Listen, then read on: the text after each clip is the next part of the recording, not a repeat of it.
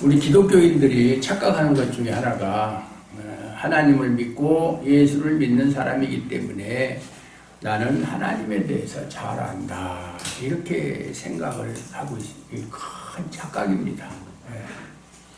하나님은 신비의 존재다. 신비의 존재다. 우리가 이해할 수도 없고 알 수도 없는, 그래서 불가지론이라는 말이 있어요.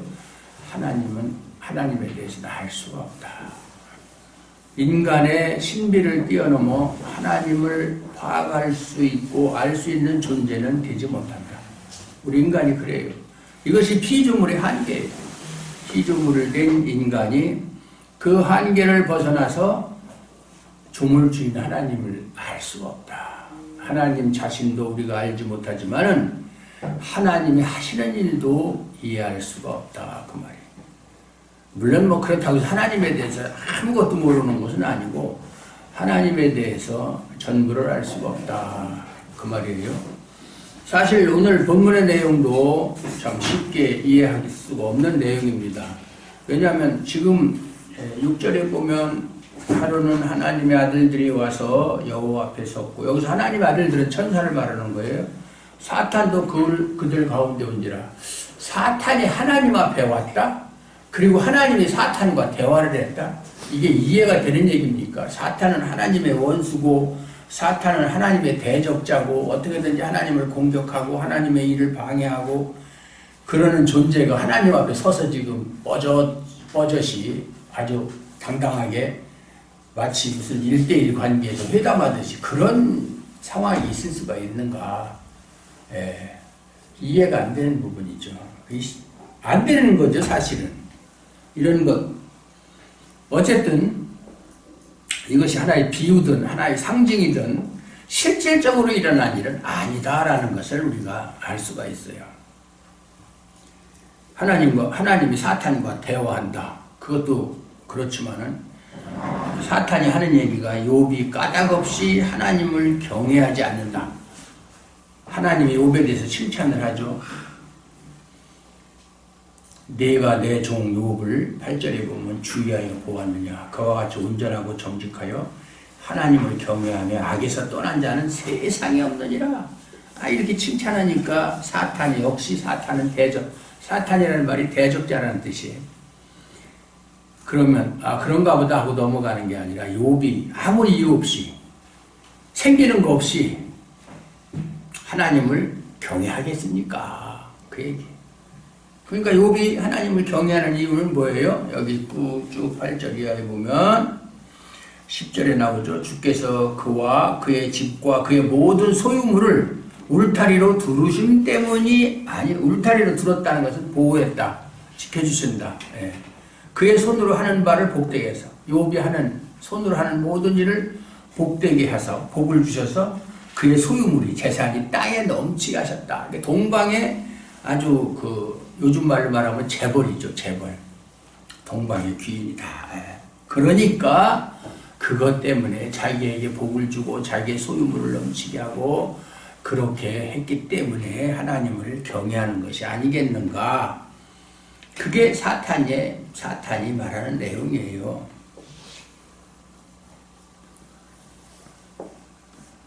사탄의 도발에 하나님은 뭐라고 대꾸하십니까? 욥의 모든 소유물을 내 손에 맡겨버리겠다.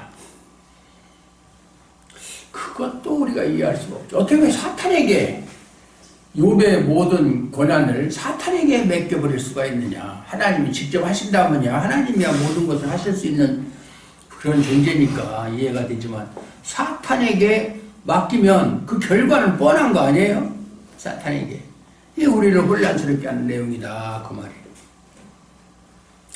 아까도 말씀드렸지만 하나님이 사탄과 대화하시는 것이 뭐 실질적인 사건이라고는 볼 수 없지만 어쨌든 성경의 내용은 우리의 사고, 우리의 생각, 이해 이것과 동행하지 않는다. 우리의 생각을 벗어난다. 우리의 이해를 벗어난다. 우리의 이해에 호소하지 않는다. 성경은 성경대로 가고 우리가 성경을 따라가는 것이지 성경이 우리의 이해를 돕기 위해서 그렇게 말씀하는 것은 아니다. 그 말이에요. 그것을 우리가 성경을 대하는 자세예요. 그렇지 않으면 우리가 가지고 있는 기존의 사고, 그 다음에 이해, 거기에 자꾸 맞춰서 성경을 해석하는 그런 우를 범할 수가 있다. 내가 가지고 있는 기존의 생각, 사고, 거기에다 성경을 끼워 맞추려고 그러고, 이것처럼 위험한 작업이 없어요. 내가 이해할 수 없고 내가 생각이 미치지 못하지만 성경이 무엇을 말씀하시는가에 대해서 거기에 우리의 초점을 맞춰야지, 우리의 생각과 사고방식에 따라서 성경을 유추하는 것은 아주 위험한 것이고 잘못된 것이다, 그 말이에요. 하나님은 신비적인 존재라고 그랬어요. 신비라는 것은 신에 속한 비밀이라는 뜻이죠. 신비. 근데 성경은 하나님에 대해서 증거하고 있어요. 그러므로 성경에는 우리에게 신비를 전달하고 신비의 세계로 인도하고자 하는 하나님의 의도가 담겨 있다. 하나님은 성경을 통해서 자기 자신을 그걸 계시라고 그러죠. 아포칼립시스라고 그러는데, 계시해서 하나님께서 우리를 신비의 세계로 인도하고자 하는 하나님의 의도가 성경에 담겨 있다, 그 말이에요. 그러므로 유한한 세상에서 자기 존재의 가치와 확장의 목적을 두고 성경을 보거나 하나님을 찾는 것은 성경의 정신이 아니다. 그것을 우리가 분명히 알아야 된다, 그 말이에요. 자기 존재의 가치, 자기 존재의 확장의 목적을 두고 성경을 바라보게 되면 안 된다. 하나님에 대해서 더 멀어진다, 그 말이에요. 성경이 그런 것을 거부한다. 지난번에 말씀드린 것처럼 욥기는 온전하고 정직하여 하나님을 경외하며 악에서 떠난 사람이다 라고 욥에 대해서 설명하는 것으로부터 시작을 해요. 즉 욥기는 행위에 있어서는 무고하다, 행위에 있어서는 흠잡을 데가 없다는 그런 사람에 관한 이야기예요. 1장 1절에 보면 우스 땅에 욥이라 불리는 사람이 있었는데 그 사람은 온전하고 정직하여 하나님을 경외하며 악에서 떠난 자더라. 여기서부터 시작하는 거예요. 아주 행위가 완전한 욥에 대한 이야기부터 시작하는 것이 욥기다. 이처럼 욥이 어떤 사람인가에 대한 내용으로 시작한 이야기는 뒤에 오늘 본문의 내용처럼 하나님과 사탄의 만남이 있고 또 대화로 이어진다. 그 하나님과 사탄의 대화에서 그 주제가 뭐예요? 욥에 대한 이야기잖아요. 욥에 대해서 지금 하나님과 사탄이 지금 대화를 하는 거잖아요. 8절에서 말씀하고 있는 것처럼 여호와께서 사탄에게 이르시되 네가 내 종 욥을 주위하여 보았느냐.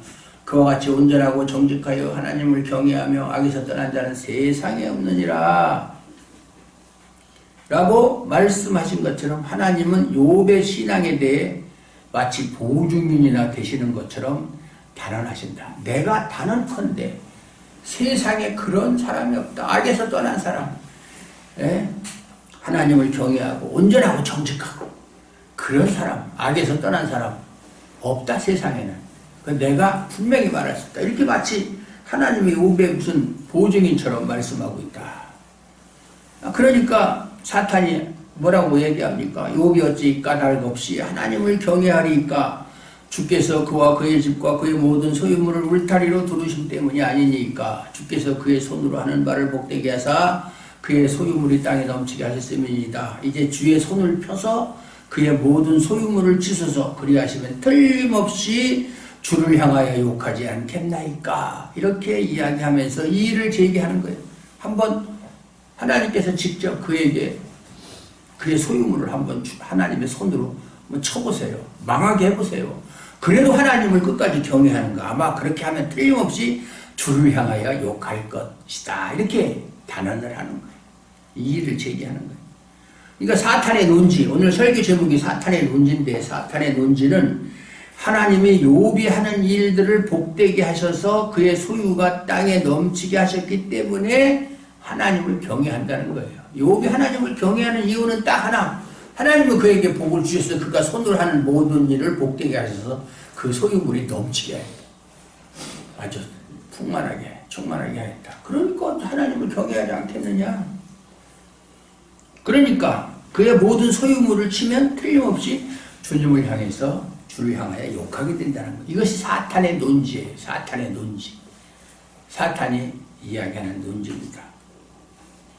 그러니까 사탄의 말에 대해 하나님은 욥의 모든 소유물을 그럼 너한테 맡기겠다. 네 맘대로 해봐라. 다만 그의 몸에는 손을 대지 말라. 이렇게 조건을 걸고 사탄에게 위임을 하는 거예요. 이것도 뭐 이해가 안 가는 얘기지만은 이에 따라서 어떤 결과가 생겼습니까? 욥은 무고한 자로서 정말 온전하고 정직하고 하나님을 경외하며 악에서 떠난 자인 욥이 무고하게 당하는 고난이 시작된다. 하나님이 사탄에게 그렇게 시켰으니까. 고난을 위임했으니까. 그래서 욥에게는 무고한 자, 죄가 없는 자로서의 고난이 시작되는 것이다.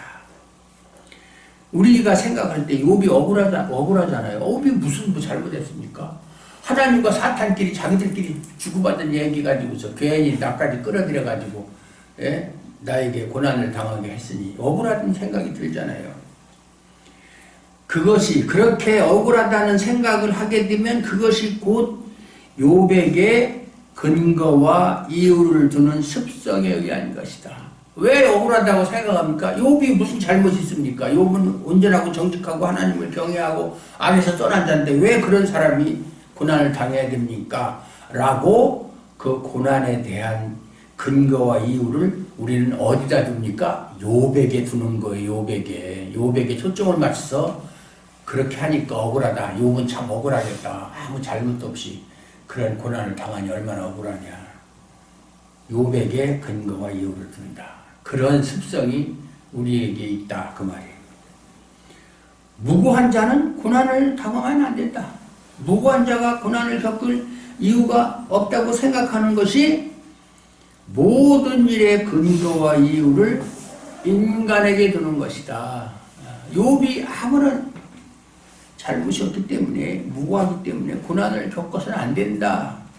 그러니까 모든 일의 근거와 이유를 인간을 기준으로 생각하는 그것이 욥이 까닭없이 하나님을 경외하지 않는다고 하는 사탄의 논지와 일치하는 것이다. 그 말이에요. 사탄은 뭐라고 얘기해요? 그가 까닭없이 하나님을 경외하겠습니까? 하나님이 그와 그의 손으로 하는 모든 일에 복을 주어서 그의 소유물이 넘치게 했기 때문에 그런 거 아닙니까? 우리 인간의 생각은 뭡니까? 왜 무고한 자가 고난을 당해야 합니까? 욥은 아무 잘못도 없는데 억울하지 않습니까? 그 얘기나 사탄의 얘기나 똑같은 얘기다. 그 말이에요. 사탄은 다른 것 같지만 똑같은 얘기예요. 그러니까 모든 근거와 이유를 사람에게 초점을 맞추는 거예요. 사탄은 욥에게 하나님이 복을 주었으니까 하나님을 경외하는 것이고 우리 생각은 욥이 죄가 없으니까 고난당하면 안 되는 것이고 똑같은 얘기예요. 그게 양면의 모습이에요. 사탄은 욥이 하나님을 경외하는 것을 조건적인 것으로 보는 거예요. 조건. 하나님께서 복을 주었기 때문에 하나님을 경외한다. 이게 조건적인 거거든요. 이것이 하나님을 경외하는 신앙에 대한 사탄의 생각이에요. 하나님을 경외하는 사람은 다 하나님께 뭔가 받은 게 있고 하나님께서 그에게 은혜를 베풀고 복을 베풀었으니까 거기에 대한 반대급부로 조건부로 경외하는 것이지 아무런 하나님께 받은 바가 없고 그런 것이 없으면 하나님을 이유 없이 까닭 없이 근거 없이 경외하겠는가 그 말이에요. 아무런 조건도 없이 하나님을 경외하는 신앙이라고 하는 것은 없다. 이것이 사탄의 생각이에요. 여러분이 하나님께 아무런 도움도 받지 않고 하나님께 은혜 받은 바도 없고 하나님이 여러분을 도와주지도 않고 그저 하나님을 믿기 전이나 지금이나 변한 것이 아무것도 없는데도 불구하고 아니 더 못할 수도 있다. 형편이 더 나아지기는커녕 더 못하는 가운데서도 하나님을 경외하겠는가? 그런 신앙은 가능하지 않다라고 하는 것이 사탄의 논지다. 그 말이에요. 여러분 스스로 한번 생각해 보세요. 만약에 내가 그런 일을 당하면 나는 그래도 하나님을 결코 모른다 하지 않고 하나님을 끝까지 믿고 의지하겠는가? 그렇다면 지금의 기독교인들이 신앙을 조건적인 것으로 이해한다면 그것은 무엇을 의미하는 것인가? 가령 신앙생활을 잘하면 복을 받는다. 그런 얘기 엄청 많이 들었잖아요. 그런 얘기를 놓고 본다면 복은 조건적인 거예요. 복은 뭐예요? 내가 하나님을 잘 경외하면 복을 받고 그렇지 못하면 복을 못 받고 복을 받고 못 받는 것은 조건적인 것이다. 누구든 복을 받는다면 복을 받았다면 그는 신앙생활을 잘했기 때문이라는 의미가 되고 복을 받지 못했다면 신앙생활에 문제가 있기 때문이다. 그런 뜻이 되는 거예요. 여러분 지금 복을 받고 복된 생활을 하고 있습니까? 그렇다면 신앙생활을 잘했다는 근거가 되는 것이고 그렇지 않다면 신앙생활을 못했다는 그것이 일반적인 생각이잖아요. 그게 사탄의 생각이다 그 말이에요. 그게 그런 소리 다른 데서는 여러분 못 들어봤을 거예요 아마. 이런 경우 하나님은 당연히 조건적인 분으로 인식하게 됩니다. 하나님은 잘하면 하나님 복 주고 하나님께 못하면 하나님께 믿게 보이면 화를 받고 하나님께 잘 보이면 복을 받고 이런 인식을 가지게 된다. 그 하나님을 그러니까 믿는 것도 복을 받기 위한 조건에 의한 것이 된다. 하나님을 내가 믿는 거 왜 예수 믿습니까? 왜 하나님 믿습니까? 구원받으려고 복 받고 잘 살려고. 이것이 사탄의 논지와 다르지 않다면 결국 드러나는 것은 조건적인 신앙, 즉 까닭 없이 하나님을 경외하지 않는다는 생각은 사탄의 사고라는 결론에 도달하게 된다. 그 말이에요. 다시 말해서 현대교회가 신앙을 조건적인 것으로 인식한다면 그것이야말로 사탄의 사고를 따르는 사탄적이 되는 것이다. 그러므로 이것은 심각하고 중대한 문제다. 이거 깊이 생각해 볼 문제다. 깊이 다루어져야 할 내용이다. 그 말이에요. 하나님이 사탄에게 욥의 모든 소유물을 맡기시는 것은 욥이 하나님을 경외하는 이유가 넘치는 소유물에 있지 않음을 하나님은 아셨기 때문이다. 하나님은 나를 경외하는 것이 뭐 네 생각대로 사탄의 말대로 내가 그를 도와서 복을 주고 그의 소유물이 넘치게 했기 때문에 나를 경외한다고 하지만 아니다. 나는 그걸 알고 있다. 그 말이에요. 즉 사탄이 욥의 소유를 친다고 해서 하나님을 경외하는 욥의 마음이 바뀌지 않는다는 것을 하나님은 알고 계시다. 하나님은 사람의 속마음, 그가 말하지 않는 그 머릿속에 있는 생각, 하나님은 사람의 생각과 마음을 다 아신다. 마음의 생각과 계획을 다 아시는 하나님이시다. 창세기에도 보면 사람은 태어나면서부터 항상 악한 것을 생각하고 선한 것이 없다. 악한 것을 생각. 그래서 노아를 통해서 지면에 있는 사람들을 다 쓸어버린 이유가 항상 생각하는 것이 어려서부터 악하다. 그렇다면 욥이 소유물 때문에 하나님을 경외하지 않는다. 그것하고 상관이 없다. 그러면 하나님이 욥을 믿으시는 겁니까? 내가 욥을 믿어. 욥은 절대로 그런 사람이 아니야. 어떻게 보면 표면적으로 보면 욥이 하나님은 욥을 믿으시는 것처럼 그렇게 보여요. 만약 그렇다면 욥이 하나님과 바른 관계에 있고 구원을 얻는 모든 것이 욥의 의가 된다. 오늘 설교가 좀 어려워요. 좀 깊이 생각해 봐야 돼요. 이거 아주 제가 짜고 우리 장로님 말씀대로 짜고 짜서 나오는 소리예요. 이거 그냥 하는 소리가 아니에요. 표면적으로 보면 하나님은 욥을 인정하고 믿는 것처럼 보여요. 만약 그렇다면 사실 그렇다면 욥이 하나님과 바른 관계에 있고 구원을 얻는 모든 것이 욥의 의로 된다. 욥의 의로 보인다. 그 말이에요. 어떤 일에서도 범죄하지 않으려는 욥의 의지, 심지어 순식간에 10명의 자녀와 모든 소유를 잃어버리는 엄청난 재난에서도 범죄하지 않았어요. 입술로 범죄하지 않았다고 그랬어요. 하나님을 원망하지 않는 욥의 인내와 신앙이 이야기에 초점이 된다. 그것이 우리 자꾸 그것만 생각하잖아요. 욥은 정말 아무런 잘못도 없이 하루아침에 자녀들 10명이나 잃고 재물 다 잃고 거기다 건강까지 잃고 그런데도 자기 심지어는 자기하고 같이 살았던 마누라마저 하나님을 원망하고 차라리 죽어버리라라고 하는 악담을 하는데도 불구하고 당신이 말하는 것이 어리석은 여자와 같도다. 참 그런 남편이 있을까? 저놈의 옆에인데 말하는 것 좀 봐. 그렇게 대번에 그럴 텐데 그런 소리 한마디 안 하고 보통 사람 같으면 당장 이혼을 하죠. 요즘 같으면 21절에 보면 재난을 겪게 된 욥이 이르되 내가 모태에서 알몸으로 나왔사온즉 사람은 태어날 때 다 알몸으로 생고무셨어. 천연적인 라텍스를 입고 나왔잖아요. 팬티 하나 걸치지 못하고 또한 알몸이 그리로 돌아가 죽을 때도 마찬가지.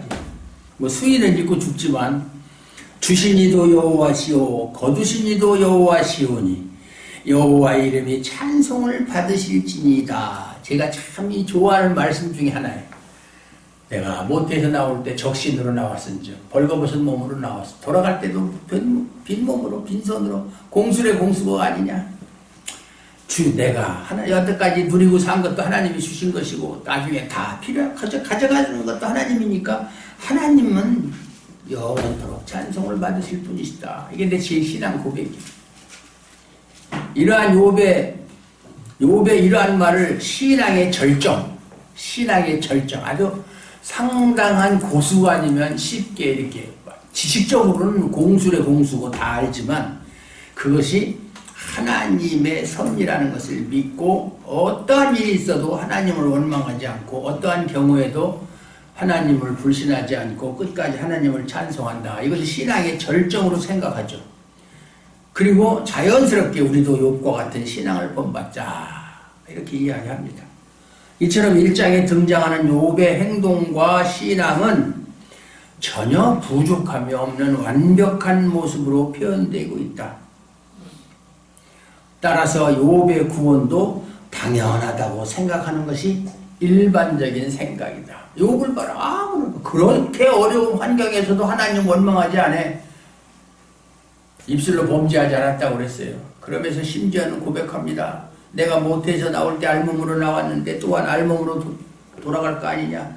주신 이도 여호와시오 거두신 이도 하나님이시오니 여호와 이름이 찬송을 받으시. 그런 욥이니까 당연히 구원은 따놓은 당상 아니냐.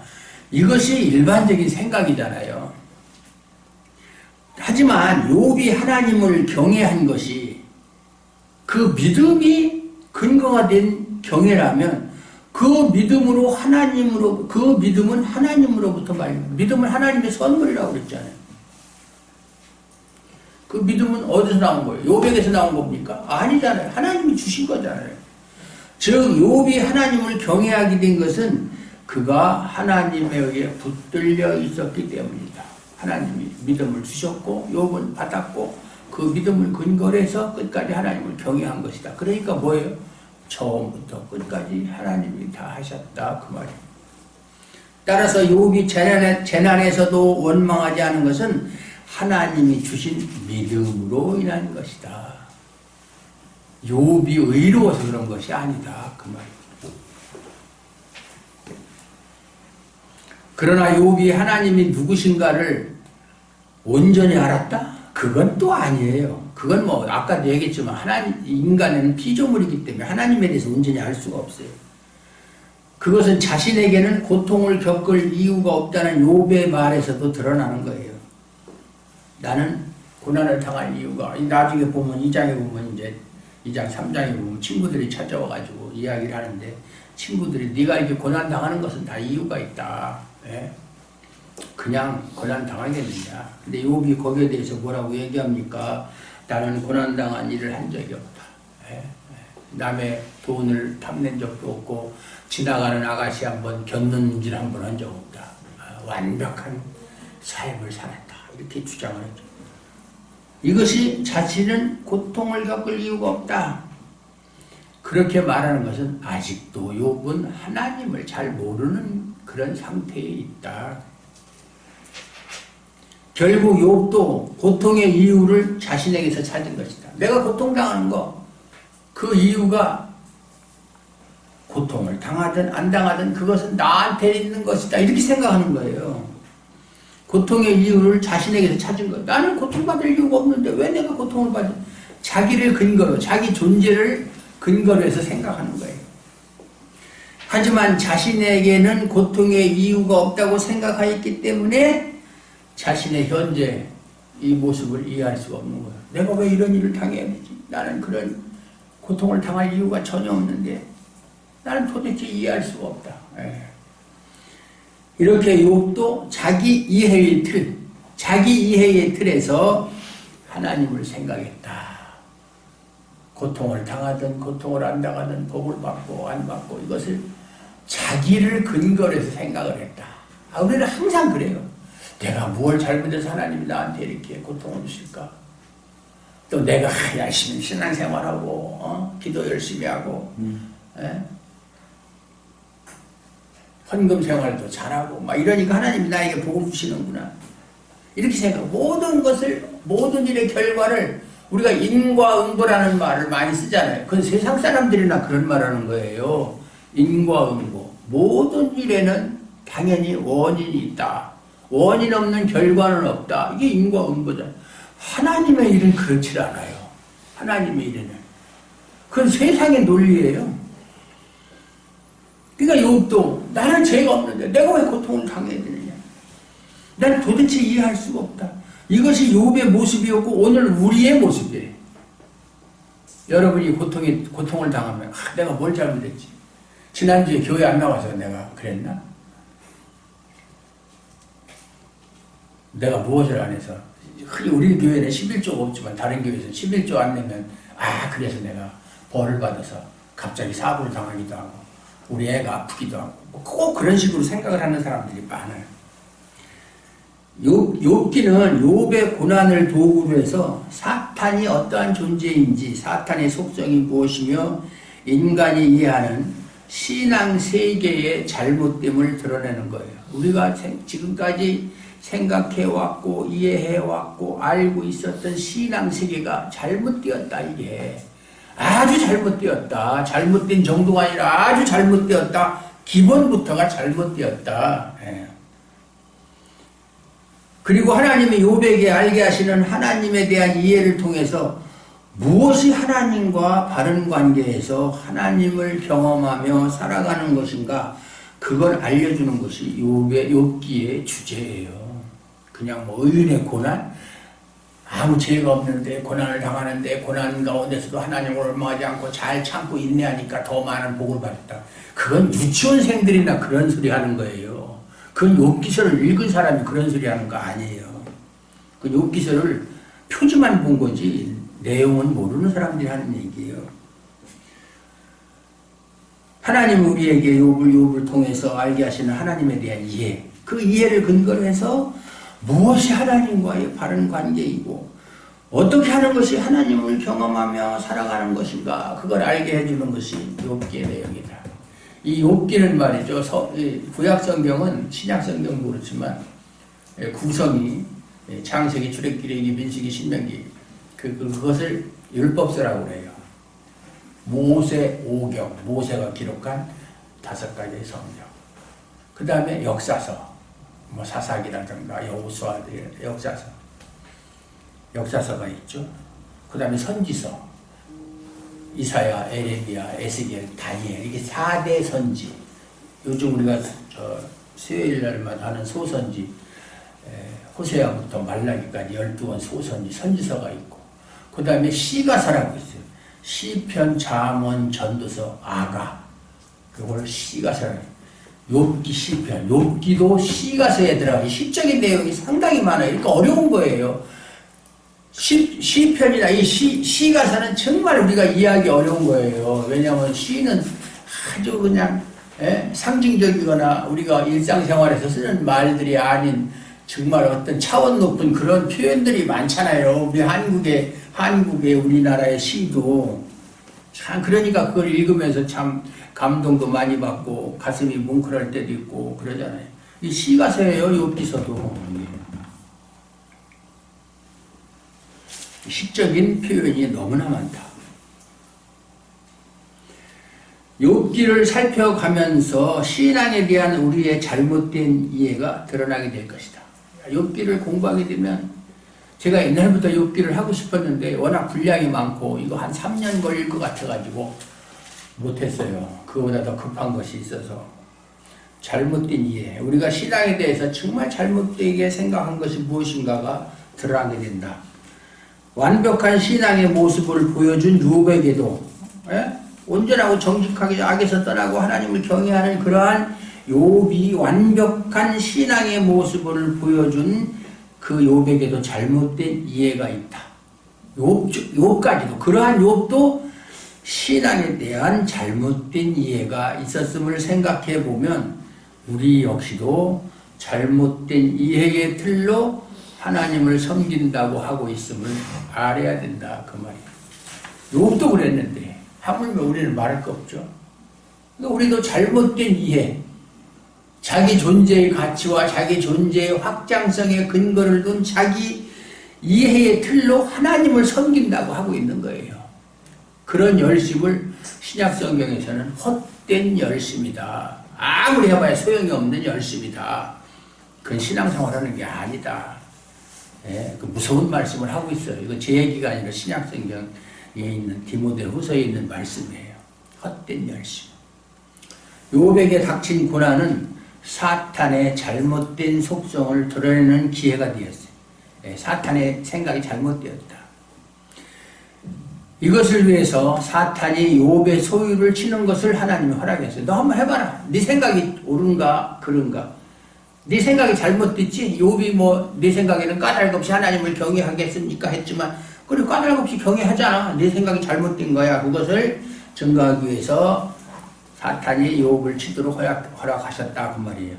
그래서 복과 화의 조건이 인간에게 있다는, 복을 받고 화를 받는 그 조건이 인간에게 있다. 내가 잘하면 복을 받고 못하면 화를 당하는, 즉 인과응보, 아까도 얘기했지만 인과응보라는 가장 합리적인 것처럼 여겨지는 생각, 우리는 거기에 너무 익숙해 있잖아요. 원인 없는 결과가 어딨냐. 내가 잘못되는 것도 하나님과의 관계가 잘못돼서 잘못된 거고, 잘 되는 건 하나님과의 관계가 잘 돼서 그런 것이지. 그런 가장 합리적인 것처럼 여겨지는 생각이 사실은 하나님과의 관계를 해방하고 하나님께로 나아가는 길을 흔드는 사탄적인 생각이다. 인과응보. 사탄적인 생각이다. 합리적인 게. 그 세상 사람들이나 인본주의자들이나 그렇게 얘기하는 거예요. 그걸 드러내는 것이 욥의 고난으로 나타나요. 욥의 고난은 인과응보입니까? 욥이 잘못한 게 없는데 고난을 당하는 것이 인과응보가 거기에 맞질 않잖아요. 욥이 고난을 당한다면 고난을 당할 만한 이유가 있어야 될 거 아니에요. 그게 인과응보잖아요. 그게 없잖아요. 그게 잘못된 거예요. 그러나 사탄은 그렇게 주장하잖아요. 그러니까 인과응보를 합리적인 그런 사고인 것처럼 생각하는 것이 하나님이 하시는 일을 무시하는 거고 하나님을 모르는 것이고 하나님을 대적하는 사탄적인 생각이다 그 말이에요. 종교라는 것은 오직 자신이 중심이 되는 거예요. 자신만을 모든 조건과 까닭과 이유를 자신에게서 찾아요. 자신에게서 찾아요. 이러한 종교 세계에서는 하나님과의 진실한 만남에 관심이 없어요. 자신이 잘하면 모든 문제는 해결된다고 생각한다. 하나님의 도우심이 없어도 내가 잘만 하면, 내가 잘하면 다 해결돼. 내가 못하면 안 되는 것이고. 그게 종교예요. 종교적인 생각. 하나님과의 만남, 하나님의 섭리, 하나님의 절대적인 주권, 그런 거는 관심이 없어요. 반면에 신앙이라고 하는 것은 자신의 모든 조건이 무너지는 거예요. 부인하는 거예요. 내가 아무리 좋은 조건을 가지고 있어도 그 조건 때문에 하나님이 나를 인정하시고 나에게 복을 주는 것이 아니다라는 것을 인정하는 거예요. 받아들이는 거예요. 믿는 거예요. 그게 신앙이에요. 그리고 생명과 구원과 복의 조건이 나한테 있는 것이 아니라 예수님께 있는 것이다. 그걸 믿는 것이 신앙이다. 모든 것이 하나님의 무조건적인 은혜의 사건임을 믿기에 예수님의 행하심만을 바라보게 되는 것이다. 우리가 항상 비유를 드는 것처럼 예수님이 십자가에 죽으실 때 한편 강도가 무슨 그가 복받을 짓을 했습니까? 십자가에 박히기 전까지 맨 살인이나 하고 강도나 하고 그러니까 가장 흉악한 형벌인 십자가형을 받는 사람이 뭘 잘했기 때문에 그가 구원을 얻습니까? 하나님의 은혜잖아요. 우리가 구원 얻는 거 하나님의 은혜로 받는 거예요. 우리 행위로 받는 거 아니에요. 우리가 뭘 잘해서 행위로 그 근거로 해서 구원받는 거 아니에요. 복 받는 것도 마찬가지예요. 하나님이 뭐라고 말씀해요? 내가 복을 줄 자에게 복을 주고 은혜 베풀 자에게 은혜 준다. 누구에게 복을 주고 누구에게 은혜를 베풀고 누구를 구원하는 건 내가 알아서 할 일이지 너희들의 가지고 있는 조건, 공로 이것은 아무런 상관이 없다. 그렇게 말씀하셨잖아요. 그러니까 뭐가 잘못되고 안 됐을 때 그걸 자꾸 나한테서 원인을 찾으려고 하지 마세요. 그거 정말로 그건 어리석은 일이에요. 부질없는 짓이고 하나님을 모르는 사람들이 그렇게 하는 거예요. 이에 따라서 하나님과 깊은 관계로 들어가게 되는 것이다. 이런 걸 알면 하나님과 깊은 관계. 하나님이 다 하셨습니다. 하나님이 어떻게 하시든 저는 다 믿습니다. 아멘입니다. 예수님도 그랬잖아요. 하나님 앞에서는 예만 있고 아니요는 없다. 하나님 하시는 일은 다 옳습니다. 다 믿습니다. 그러면요, 다 믿죠. 예. 이것이 사심없는 진실한 신앙이라는 사실을 욥을 통해서 드러내시는 것이다. 그 말입니다. 믿습니까? 아멘. 좀 어렵죠? 참 생각을 좀 깊이 해야 되죠. 아니, 여러분 금방 이해가 돼요? 그러면 여러분 저보다 나은 사람들이 저는 이거를 생각하느라고 시간 꽤나 투자했는데. 네? 기도하겠습니다. 하나님 감사합니다. 우리가 하나님을 믿는다고 하면서 예수를 믿고 구원을 얻는다고 하면서 항상 그 근거와 이유를 우리에게서 찾는 어리석음 범한 것이 한두 번이 아닙니다. 하나님의 절대적인 은혜와 무조건적인 은혜로 말미암아 우리에게 생명과 복과 구원이 주어짐에도 불구하고 그것을 우리에게서 근거를 찾는 어리석음을 하나님 용서하시고 우리가 점점 더 깊이 있는 하나님 관계 속으로 들어가서 하나님이 하시는 모든 일에 아멘으로 화답할 수 있고 하나님을 더욱더 믿고 의지할 수 있는 믿음으로 자라가기를 원합니다. 하나님 끝까지 지켜주시고 인도하여 주시옵소서. 예수 그리스도의 이름으로 감사드리옵고 기도하옵나이다. 아멘.